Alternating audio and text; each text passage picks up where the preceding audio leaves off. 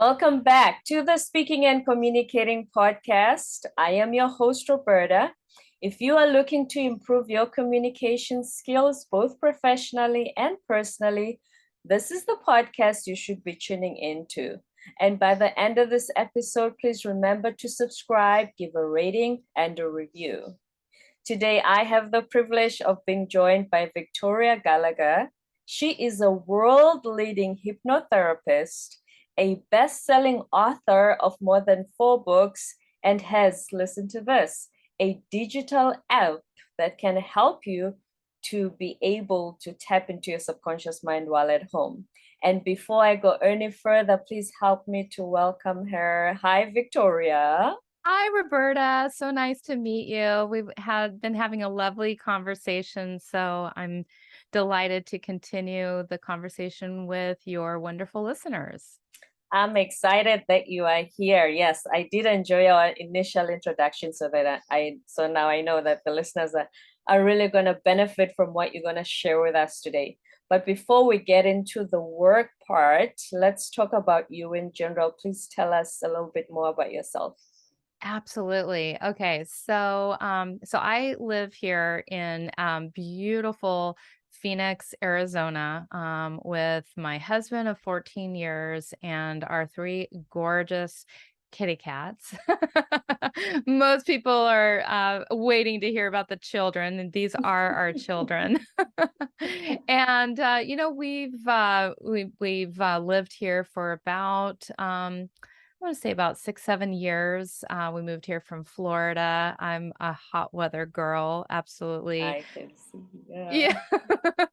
Love the heat. Like people ask constantly, it's like, how can you deal with all that 100-degree weather? And it's like, it's definitely it gets hot, but you have to love it. And I think, so much about our environment, no whether it's weather or whether it's the people or whether it's some other condition, I really think that, I mean, since you can't really change the environment, you can only change yourself or your attitude about it. You might as well really find the good in it and embrace it. Otherwise, you can always move to Alaska where it's not so hot. Well, come to me in Chicago. Or Chicago, exactly. But yeah, we love it here. Love to hike and sing and meditate and read. And I'm very grateful every day. I just thank my lucky stars for this just gift of really having a wonderful life. We have our share of problems that we deal with ourselves, but it's like, gosh, then you hear about all the other things that are going on in other people's lives in the world, wars, blah blah blah, you name it, and it's like, oh, thank goodness, we Mm. are living a pretty comfortable life. So it's we really enjoy living here. We enjoy each other's company, and yeah, so that's on a personal note. That's wonderful. First things first, do you know comedian Steve Harvey?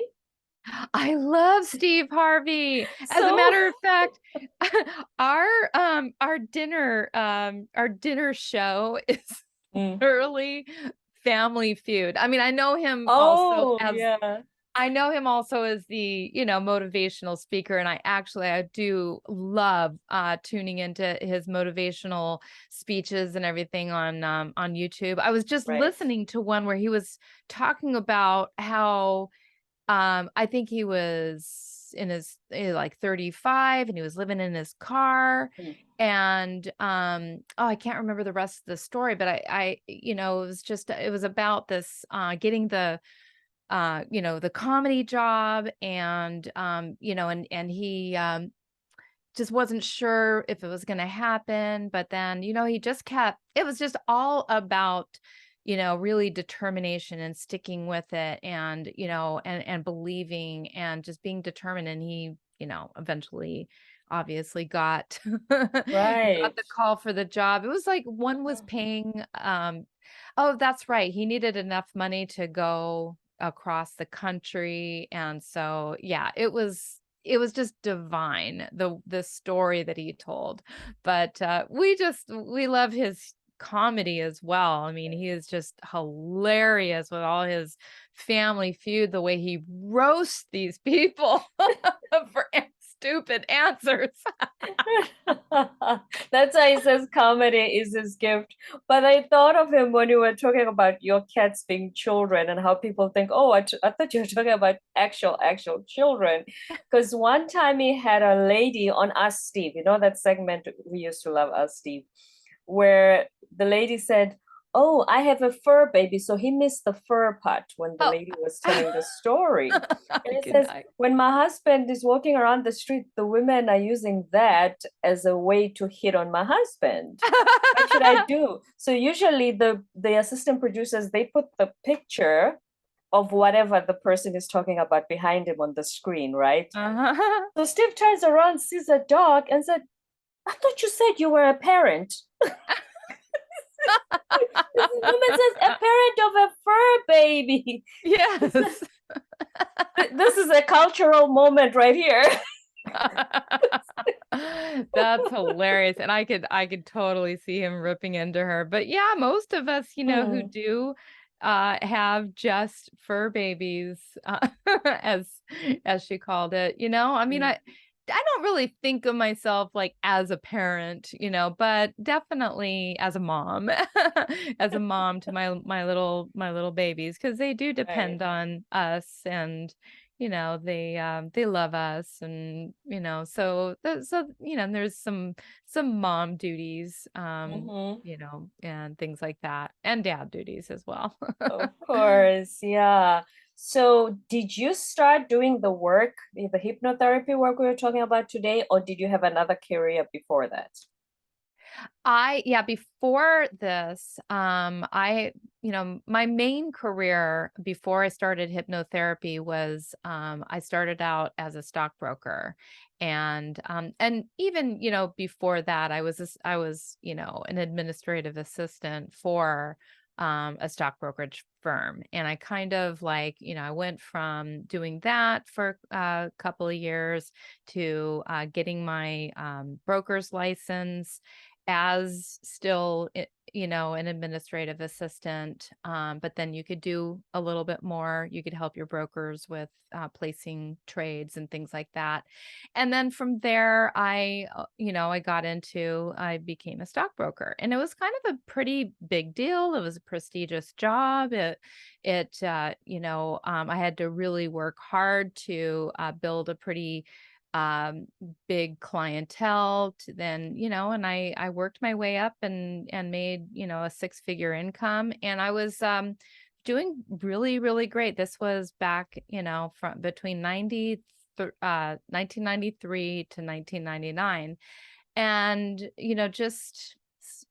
shortly before I decided to get out of the business, I just kind of, I had just a personal crash. I just Mhm. kind of started feeling like burnt out on it, couldn't get out of bed in the morning for whatever reason. I mean, I was always like up and at 'em by 4 o'clock, at my desk by 6 o'clock a.m. And Wow. it like every day, and I was dialing for dollars and doing my cold calls, and just really having a good old time with it until I just couldn't.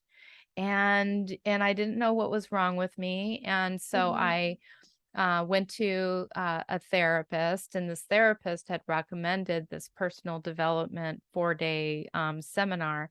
It was a little bit like, at that time, I was, not, I wouldn't consider myself very metaphysical or spiritual. I had read a few books like Think and Grow Rich, and, Right. Total Self-Confidence, and a couple things like that. And, but anyway, I went to the seminar, and just 180 degrees, I just knew that I didn't want to do this career anymore. And I wasn't exactly sure what it looked like, but I did know that I wanted to help people with their more than finances. I wanted to help people emotionally and mentally and in all ways by tapping into the power of their mind, which is what Mhm. all we did during that seminar was we just did all these closed eye techniques, Mhm. clearing away all of this garbage from our pasts and just really getting in touch with our goals in a new way that I hadn't really done before, and using visualization and all of these things. And I'm like, yeah, this is what I want to do.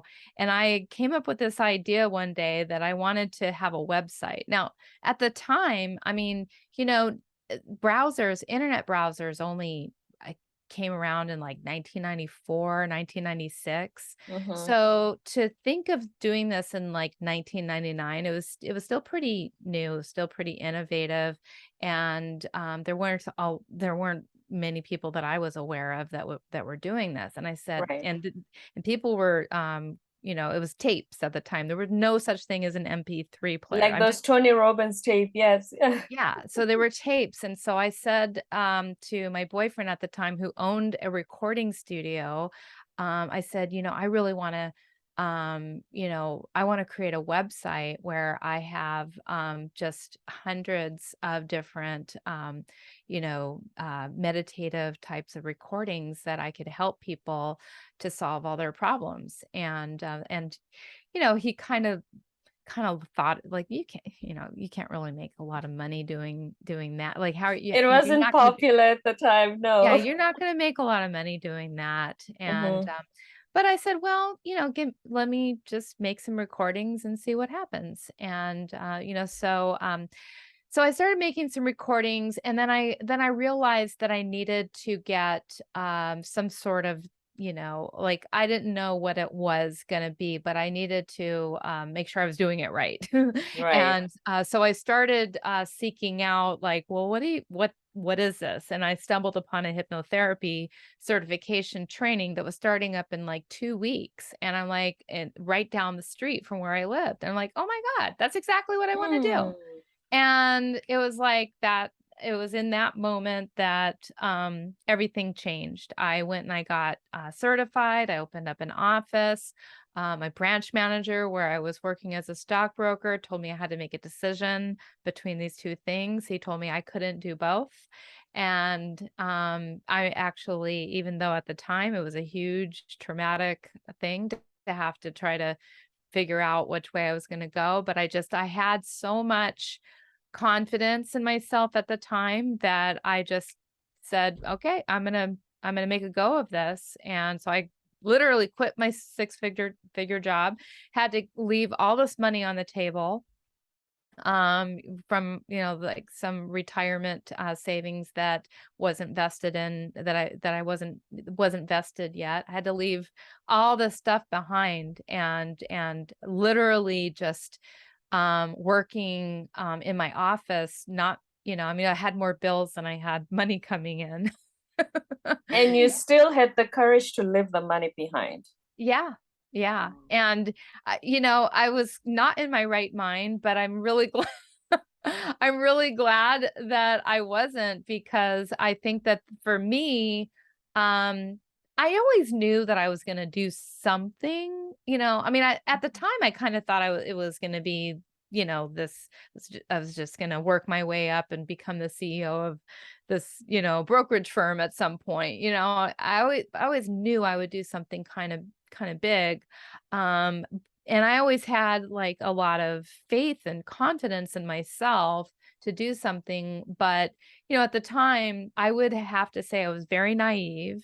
Um, Which and sometimes helps because yes, then you don't want fear to influence all your decisions. exactly, exactly. Mhm. And, and where this kind of gets to is, I was a newbie, and I had really just started learning about all this stuff, and I was excited. And I was excited the way a lot of people get excited these days when they first learn about the law of attraction, or they first learn about going into business for yourself. And, and so at the time, I was in a really make it or break it place. And I really had to, because I really had myself in quite the bind. So one of the things that I never really share with too many people is that to become a stockbroker, that's a job that requires a college degree. And I didn't have a college degree. All I had was a lot of charisma, a lot of persistence. And I just told I the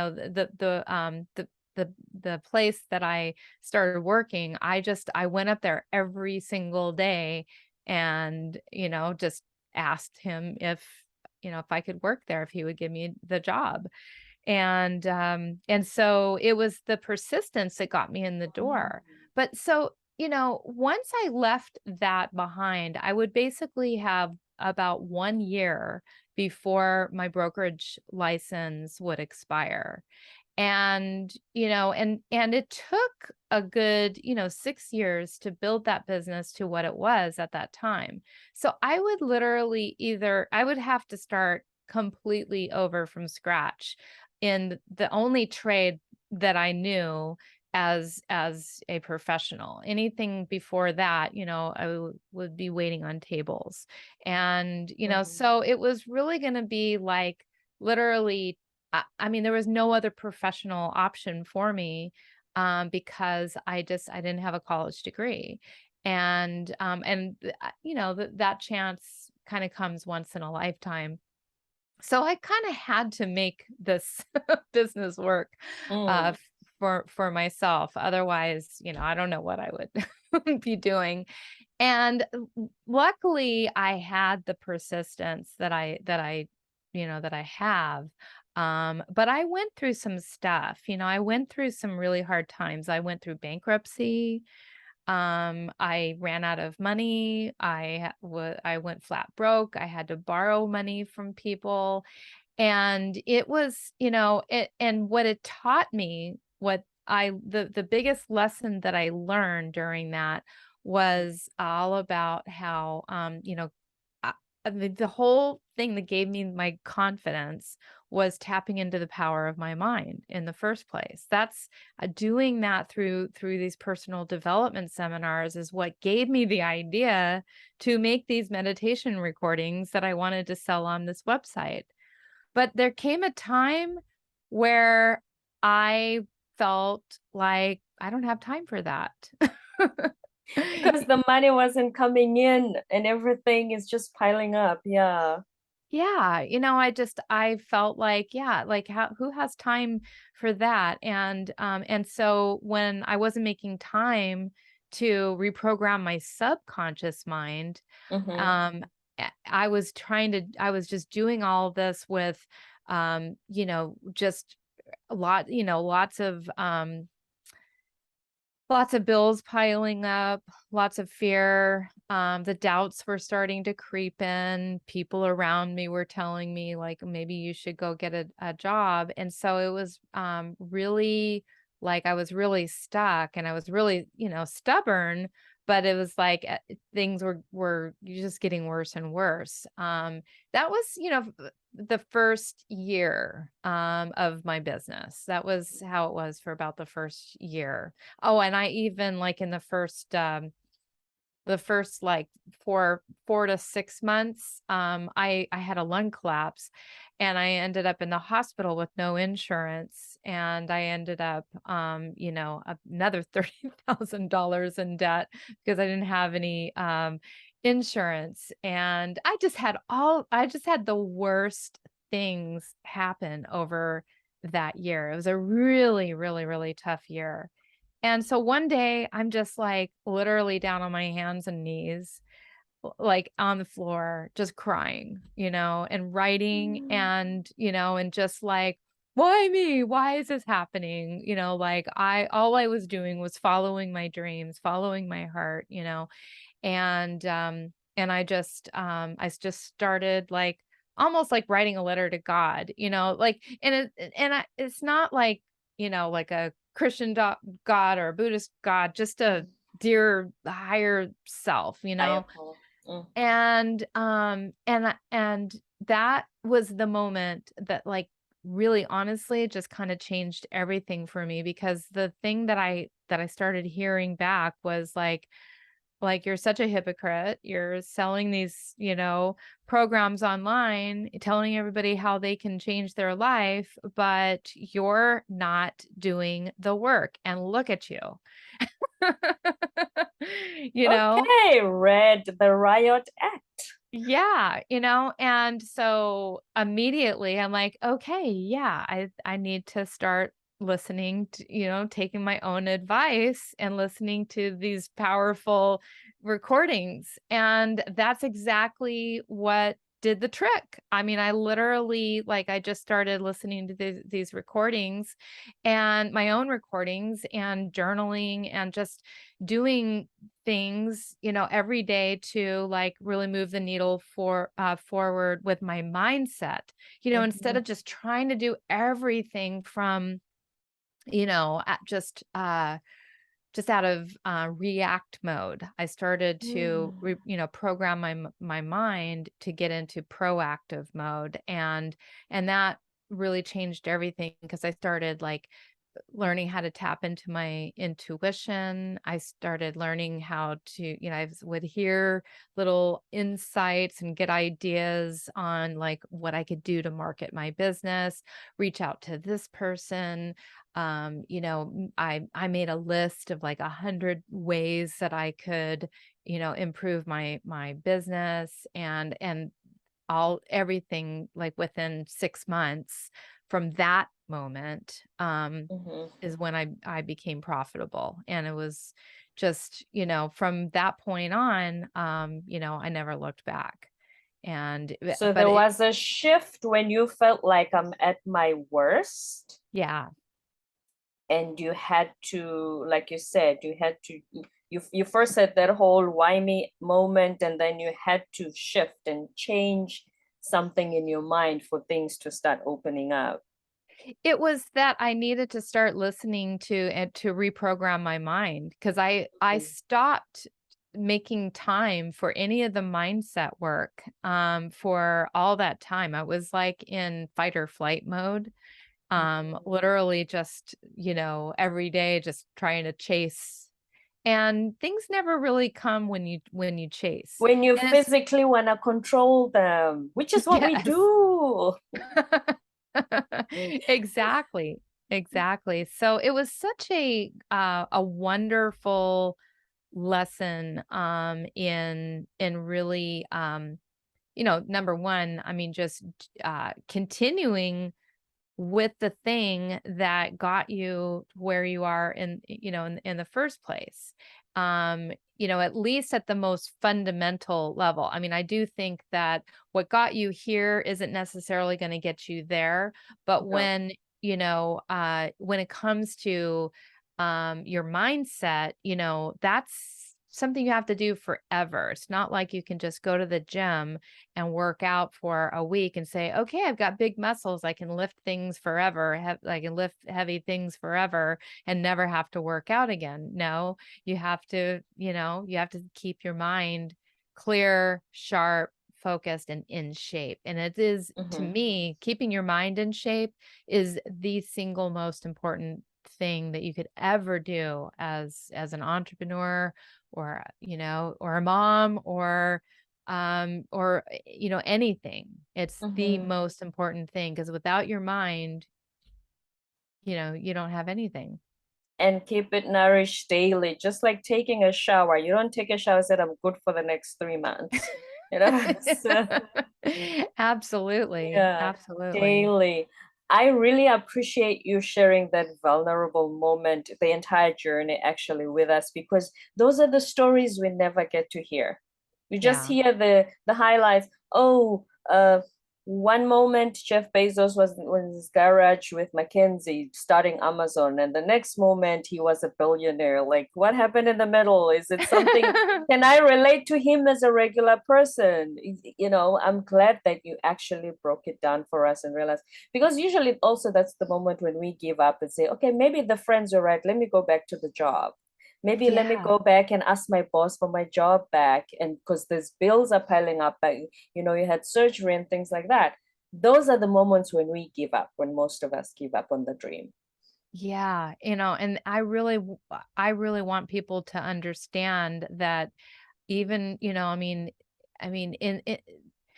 it's when it's the darkest, that's when things are so close to turning around for you. Please say I that I again. When it's the darkest, that I believe is when things are so close to turning around for you. You know? I don't even know, I mean, did it have to get that dark? I think for me, it had to get that dark because I'm so stubborn and I needed to like kinda, just try it my way, try it the hard way, Victoria's always been a little hard-headed and it is so much easier once I, got everything straightened out in my subconscious mind. You have to get that subconscious mind on board and so just kind of explaining also that like when you first start doing this work, it's not an overnight thing. You can't just go into it expecting that you're going to listen to some tapes or get have one or two coaching sessions or journal a week, and then you have everything figured out. I mean, I go into this, I had gone through probably like 90 days of personal development training, and it was in that 90-day period that I had the courage to quit my job.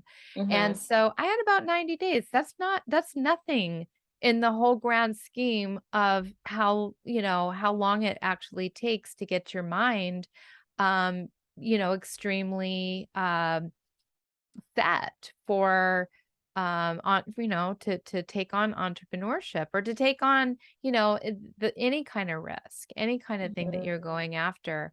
It's it's a habitual thing like we had talked about. I mean, it's just like it's a new habit that you incorporate. And every morning I get up and go and I give gratitude in my meditation room and be present, with myself. Mm-hmm. And the meditating, I mean, is like that in and of itself. That is so, so important because, you could just, we all have these runaway thoughts. I mean, we all have them, right? Yep. And Yep. if we let ourselves get, soaked in, we start saying things that are unproductive to our mind, like, oh, I'm never going to make it, or, oh, I'm just going to go get a job. Or, you start saying these things to yourself. But those are just like the negative, unproductive runaway thoughts. You can just as easily choose to think like, everything is happening in divine timing. I have everything inside of me that it takes to succeed. You can just as easily say those things, and it shifts the way you see yourself. It shifts your identity. It shifts the way you feel about yourself. And when you feel different, you take different actions. And when you take different Mm-hmm. actions, you get different results. Right. Because here's the thing, I think with expecting quick results, the problem with that is you've been piling up the other stuff for how many years? So it's not going to take 90 days to change and tell your subconscious something new that you've been piling up for 46, 45 years. Yeah, Right. it's not, in 90 days is not even a fraction of that. Exactly. And that's one of the reasons why I like to explain how that all came about is, the all the little lessons in that for people who are new to learning how to tap into the power of their mind, hypnosis, law Mhm. of attraction, manifesting, all of these things, they just take time. Like, I think the best way to physically explain it really is just like going to the gym or losing weight. And these, you're not going to see those results show up. I mean, you might get into the best shape of your life depending on where you're at. We're all starting at different places. You could be starting at, if you're 500 pounds, you're quite a long way from your ideal goal. Or if you're just 10 pounds away from your ideal goal, then, you can get there a little quicker. But that 10 pounds for some people, it could take a lifetime to figure out how to How to get release to the it goal. Mm. because there's something going on inside of their subconscious mind, a limiting belief about whether maybe they deserve to have the body that of their dreams. Maybe, that extra layer is protecting them somehow from, you know, being, as attractive to the, other, people.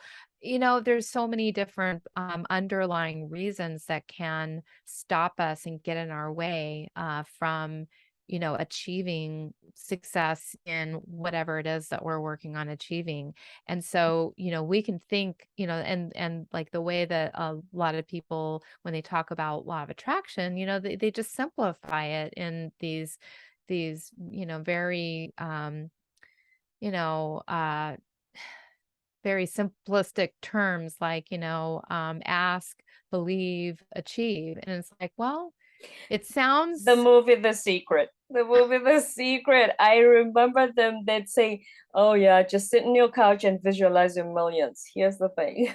Wouldn't, if it was that easy, wouldn't we all have them? exactly. And and that's the thing is it's not that law of attraction works, it's just not what people think that it is. It's, Mm. it's not necessarily, I mean, easy is a relative term. Maybe for some people it's easier than others. Mm-hmm. Maybe some people have to work a little harder at it because, some people might have to work a little harder at it because their mind, the way that they grew up, the environment that they have, their current conditions might be predisposed to more negativity than somebody who had the advantage of living in a household where they were told that, I mean, they had nice things or that they could have nice things. Or I remember, I mean, this guy, he's a multi millionaire, and and he grew up like completely dirt poor, and he defined what he meant by dirt poor. I mean, dirt like literally means like that you like live on dirt, like your house in Mexico, and that's the way he grew up. But he's a multimillionaire, and he had the advantage of he had a mother who just knew, like, even though maybe she had not, figured out the wealth aspect of things, she knew that she could program him to think in, Mm. very abundant, prosperous ways. And she gave him that gift of just being able to live in a beautiful state of mind, and a beautiful state of mind that can create anything. And he did. And he's just, I had him on my podcast several years back, and he was just Mm-hmm. amazing. But it just, it really told me, it's like it's not even necessarily that a person grows up in an advantaged household, but they, you can grow up in a completely wealthy environment, but have a bad negative attitude about it, and think, oh, all these, rich people, they're, um, they're bad, or, and so you may have, yeah, you may have trouble creating the life that you want to create because of these bad, negative thoughts, negative upbringing, and that kind of thing. So Right. it's just relative for each and every person. Some people it's easier, and some people it's harder. And Mm. but I, go ahead. sorry. I do appreciate The Secret, the law of attraction, by the way, for introducing us to the concept. I just felt that the missing element for me was what we're going to talk about, the subconscious mind. Because just saying ask, believe, and receive, when people haven't dealt with what they've been fed all Mhm. their lives with their thought processes, that's why they didn't see results, and some of them would even wonder if this thing works. So Yeah. now let's talk about how, in 46 years I've programmed my mind a certain way, how do I start reprogramming it today?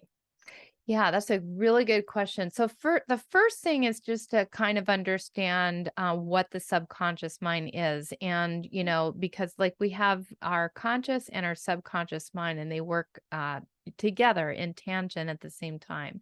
The conscious is just like just a very minuscule part of our mind comparatively. I mean, it's only about Is it about arguments are 10%?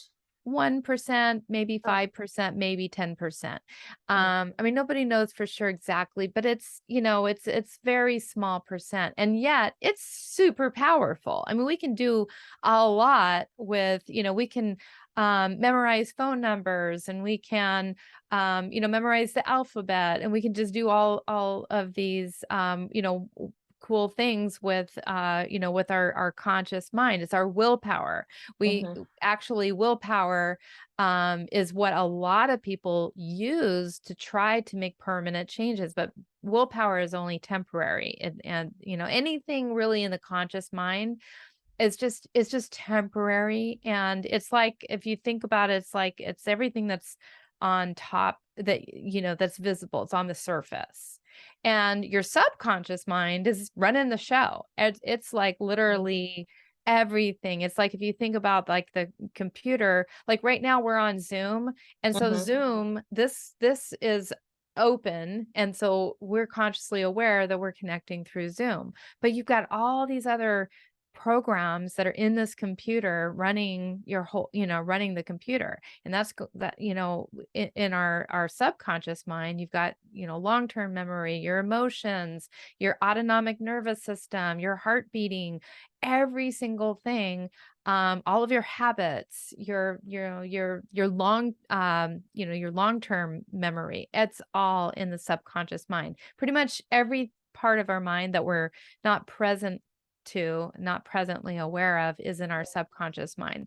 So, throughout our whole life, we're just constantly, accumulating data, just like lots and lots of data. And, I mean, from the time that we are born, we're hearing all kinds of, you know, uh, beliefs, and we pick up things through all of our senses. We hear people say things.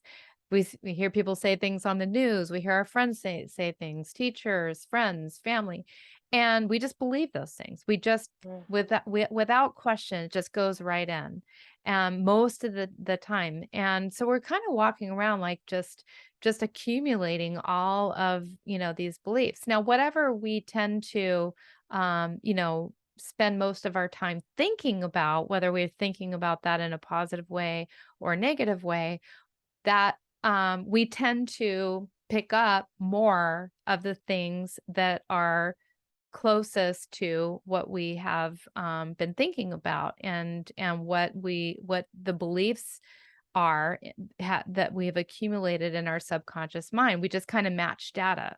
It just Mm-hmm. matches. So everything that we believe right now, we just find more evidence to It's like prove. when you have a favorite car, that's the only Yeah. car you notice on the road.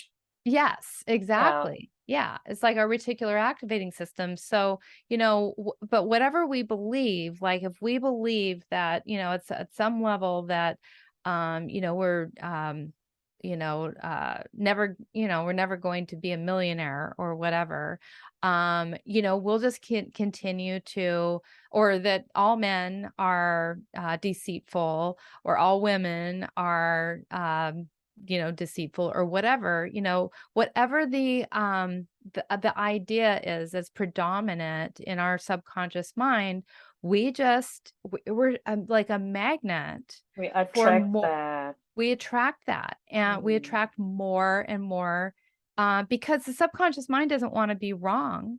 It wants to be right. And so we literally look for proof to just continue giving us. It's insane. It's really insane So it because doesn't debate with you and say, Victoria, you're wrong about this. It's not going to take you where you want to go. Don't tell yourself that. right. And so on a conscious level, we say, I want this. This is what I want. But Mm-hmm. the conscious level, like, is just this little part of our brain, and so the subconscious level says, yeah, that's never going to happen. Right. And and so, and it was kind of like that's what I was going through, when I said, I want a passive income, business. And it's like, no, you have to work hard. You got to work your butt off. That makes more sense to your psyche than the passive income one. Exactly, Mm. exactly. But, luckily that, the way that the subconscious mind works, now that we know how it works, we can work with it.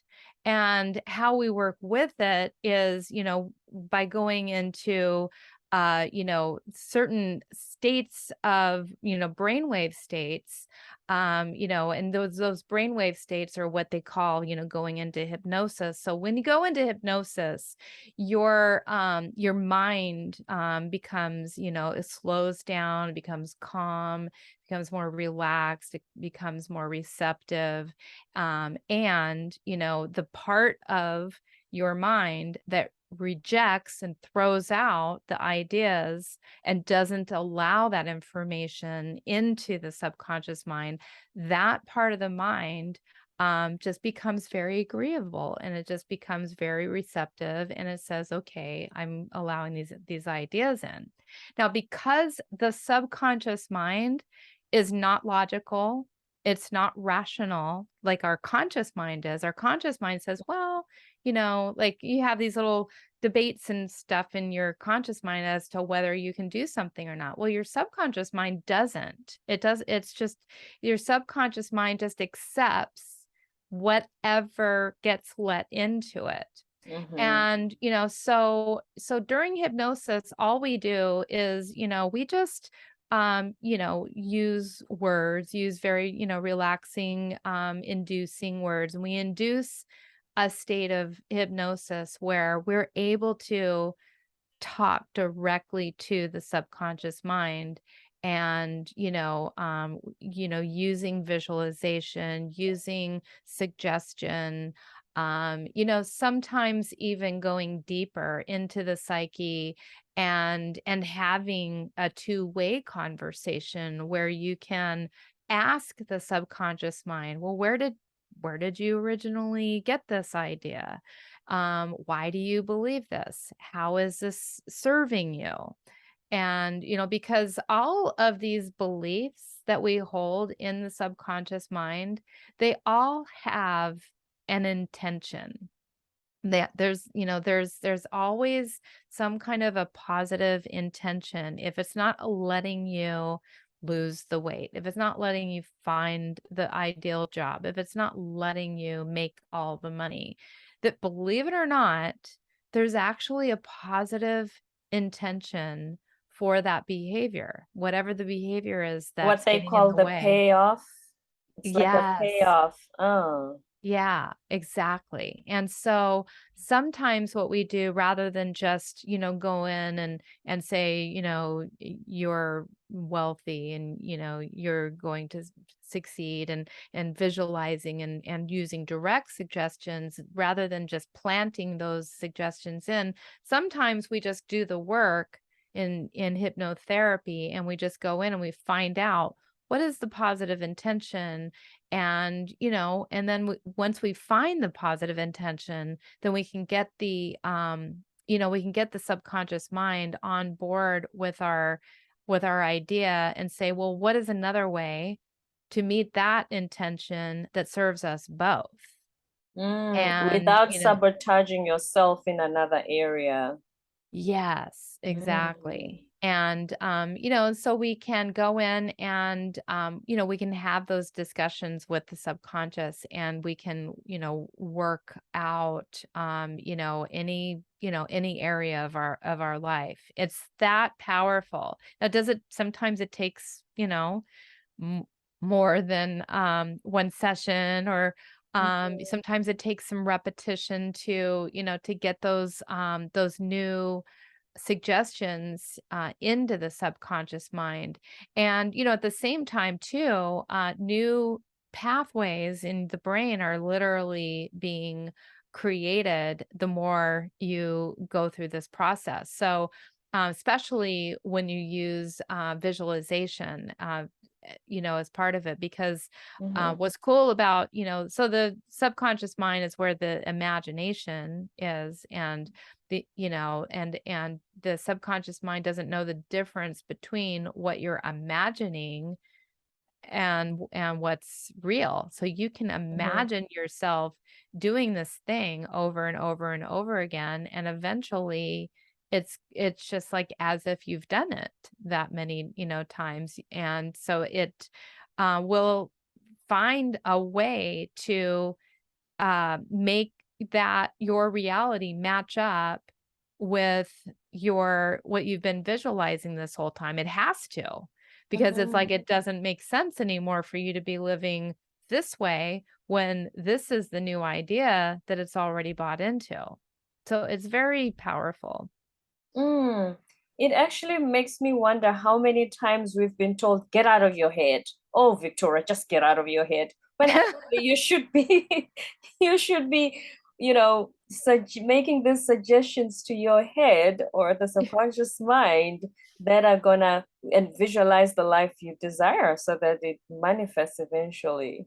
Absolutely. And it's interesting you say that because that while that is true, the heart is also very much at play and Mm. the way that you feel. So, and the feelings don't lie. The feelings really let you know what you really do believe. And so I like to use the feelings as kind of a gauge as to, I mean, are you, when your vibration is, because they always talk about the vibration. Well, the Mhm. vibration to me is like it's really letting you know where you're really at, and the feelings too, though, if you can get yourself to feel the way that you would be feeling if you had said results, Mhm. and the way you get yourself, you can sweet talk yourself into feeling that way, suggest the right words, using the right words. Mm. You can use reason and logic to get yourself to feel a certain way. You can use affirmations, you can use visualization, but you're programming ultimately the heart at the same time. Um, Mm. and so it's your programming, because they actually say there's like three brains, and Joe Dispenza explains this stuff so My much better than favorite I guy, do. yes. Yeah. So Uh, yes, the feelings that the movie The Secret did talk about feel it already, as yeah. if it's already manifested in your life. Feel how would it, to win the lottery and whatnot. But oh yes, he does talk about feelings. And first of all, everything is energy. So how you feel in your body. You were talking about intuition earlier. Yeah. how you, yes. So we are usually not trained to feel our intuition, to be in touch with our bodies, to communicate with our bodies and our minds. The subconscious is communicating with our minds, which I think is more of what we need to train ourselves on. I agree. No, I absolutely agree with that 100%. The intuition to me, I mean, if you really look at all of the big time geniuses that have invented amazing things. I mean, where did those ideas come from? I mean, so many of their ideas and insights, I mean, it didn't just appear out of nowhere. It came to them, through infinite intelligence. Mhm. I strongly believe that, we all of our minds are ultimately all connected. Right. And so any thought, that like you've ever had or I've ever had or any of the great inventors of our time have ever had, I mean, all those thoughts are out there floating around. They're floating around. The thoughts are things just like the energy, things. And so you catch a thought, and you put a thought out there, somebody else catches that thought. And now I don't know how random that is, but it's like, Mhm. I mean, if you've been thinking about a particular person for a while, sometimes, you find that, wow, that, they end up calling you Right. or you end up seeing them, a post that they made on Facebook or whatever it is. And, so, our thoughts, all that to say, it's through our own intuition that we hook up to Mm. the rest of this infinite intelligence. And we can solve any problem by just like going into hypnosis and connecting with the super consciousness. And I do some interesting things, like I don't know if you've ever heard of like genius of the mind. But that's where you'll create kind of like this, special sacred room in your mind, and where you go to solve problems. And then in this room, I mean, you can really, this could be your own laboratory, but it could also be where, you bring in special people. They used to do this. Napoleon Hill talked about it in Think and Grow Rich, Grow rich. Mm. where you bring in your advisors, and you can just bring in your advisors and sit them down at a table and have a discussion with them. And that's how I believe we can deliberately, because we're tapping into the subconscious, super conscious all the time, infinite intelligence. They're kind of one of the same, universal intelligence, all of that. We're tapping into that universal intelligence all the time, unknowingly. But here's a way that you can deliberately tap into it, is by Mhm. doing these cool visualization, routines. And I'm also into just, starting just on the very I watched Close Encounters of the Fifth Kind. Have you seen this movie? I've heard of it. I haven't seen it yet. No. Oh my goodness. Can you I want to start doing these meditations. Like I don't want people to think I'm too weird, but I mean, like don't be this afraid of that. Stephen Greer guy, who, Mm. like, I mean, has been researching the whole, yeah, UFO things. But I mean, it all gets into, I mean, this our this infinite intelligence is not just in the earth. Infinite intelligence is all over, the whole universe, Universe. Mm. Mm. the whole universe. So you not only make contact with other beings here on our planet, but apparently, and it kind of makes sense.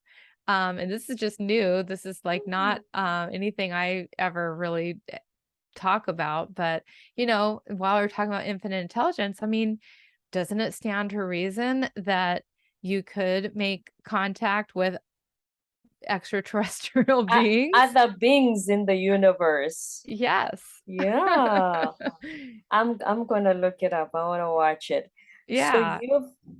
and I truly believe, like you said, that we can use all this power to change the world. But here's one myth I'd like you to bust when it comes to hypnosis. Some people are afraid that, oh, I'm in a hypnotic sleepy state, I'm gonna be taken advantage of. I might go viral with my clothes. So can you just Oh explain how gosh. that never happens? Yes, absolutely. Well, first of all, yeah, you are always in control of your thoughts, your mind, any suggestion that gets given to you can be rejected. And so that's the first thing to understand. The hypnotist has no control over you. And so many people, I think they get these thoughts from movies, television shows, stage hypnosis shows where it looks like it appears that the hypnotist has all this, control. Exactly.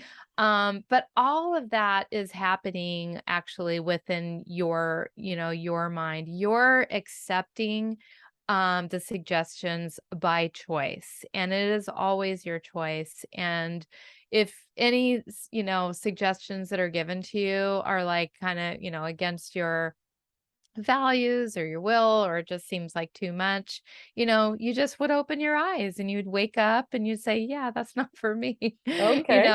And it's you're very, very aware of what is happening the whole time. That's another thing too, is a lot of people believe, or they think like that it's this tranced out sleep state, but you're actually way more aware when you're in hypnosis than when you're not in hypnosis. I actually say, I mean, you're just becoming unhypnotized, because we're walking around in a trance most of the time. We are on autopilot the whole time. Hmm. And so during hypnosis, you actually have an opportunity to really be aware of what what your mind is actually doing, and all the thoughts. I mean, people they go into hypnosis or meditation, and they cannot believe how difficult it actually is to quiet the mind down, because that's what, when you finally do kind of quiet down the outside and you listen to what's going on, we just have a constant stream of thoughts. It's never ending. But the key is, when you go into hypnosis, is to choose what you're going to focus on. You focus on Mhm. listening to the hypnotist, focus on your mantra, focus on your breath, focus on one affirmation, whatever it is, and not allow yourself, which is what we do all day long, allow yourself to, go down this stream and that stream and that stream and get distracted by all these other thoughts, which is so easy to do. And that's one of the powers of going into, hypnosis or meditation on a daily basis, is, getting control over that constantly ever changing stream of thoughts that we don't get anything done because we're just so you know all over the We place. multitask. Oh, I'm very good at multitasking. There's no such thing. There's actually no such thing as multitasking. We probably don't have too much time to get into all that, but Mhm. like the opposite of multitasking though, I is, focus, and, focusing on one thing at a time. And Robert Kiyosaki, he says, focus, let's see, he has it's a what do you call it? A acronym for focus. Oh, okay. Follow one, let's see, hang on a second. Follow one. Ah, Uh, ah, gosh darn it. commitment. I don't know. Yeah, until success. Follow Until one course. follow Follow one one course course until until success. success. I like Yeah. that. Don't be a Yes. jack of all trades. Yeah. Yes. And that has been something for me over the past couple of years. I've really had to work on myself, and it's really, I can see that it's really paying off. Mm-hmm. Because, it's like, I mean, so many entrepreneurs, it's like you want to be everything, everywhere, all things. And it's nearly impossible. And if you are the jack of all trades and master of none, then you're never going to become a master. And so if you No. want to become a master, you've got to focus, and focus begins with learning how to just focus your thoughts. Mm-hmm. This is absolutely amazing, Victoria. Thank you very much for being Oh, here you're today. welcome. You're welcome. I had no idea Yes. where we were going to go. I just kind of rattled But off so much. that's what I like about I like conversations to be organic because we agree on what we were going to talk about. I like them to be organic, and this has been such an amazing conversation because not only have we received information on how to, rethink a lot of things, but yeah, you've shared so much with us. And more than anything, your story is very inspiring because a lot of us give up when it gets tough. Yeah, A lot yeah. of I us give really up. hope that helps inspire your audience to stick with it. And if you have an idea, every idea comes, with a seed, is the seed to ultimately its eventual success. Mhm. And you wouldn't have that idea if you weren't meant to pursue it. So stick with it. Excellent. And then after listening to this, and if someone says, I really want to book a session with Victoria, where can they find you? Yeah, so they can get access to all the things at victoriamgallagher.com. They can book the session, they can find my hypnosis app, HypnoCloud, my books, my courses, all the things. Everything is on victoriamgallagher.com. Yes. Excellent. Please repeat that one phrase again. I asked you to repeat that when The it's about to get dark, when it gets too dark, something like that. Oh, yes. And that was just like at the moment of at the moment it's darkest, that's the moment before things are bound to turn around for the better. And I said it I said it differently earlier. It was so But organic. yeah, it was so beautiful, and it's so true. It really is. It's so true. Just hold on a little longer. Yes, absolutely. Absolutely. You're Yeah. almost there. You are so close. Yes. Thank you so much, Victoria, for being here today. Yes, thank you so much, Roberta. It's been my pleasure. And thank you, your audience, for also being here and listening. I hope this has given you great inspiration to go for and pursue anything you can imagine. You heard it yourself from Victoria M. Gallagher, a world-leading hypnotherapist, best-selling author of more than 4 books. And if you want to change your life, tap into the power of your mind and see how powerful it is and what you can do. Please, victoriamgallagher.com. You will find all the information on her website. Don't forget to subscribe, give a rating and a review.